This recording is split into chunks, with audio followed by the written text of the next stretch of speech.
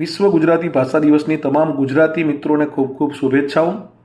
24 August એટલે વિશ્વ ગુજરાતી દિવસ અથવા વિશ્વ ગુજરાતી ભાષા દિવસ, જે આપણે કવિ શ્રી નર્મદા શંકર લાલ શંકર દવે કે જેમનો જન્મ 1833ના 24 ઓગસ્ટના રોજ સુરત ખાતે થયેલો, અને કવિ શ્રી નર્મદની આપણને એક પંક્તિ હંમેશા યાદ આવે, કદમ જેના હોય અસ્થિર એને રસ્તો પણ જડતો નથી, અને અડગમનના મુસાફરને હિમાલય પણ નડતો નથી।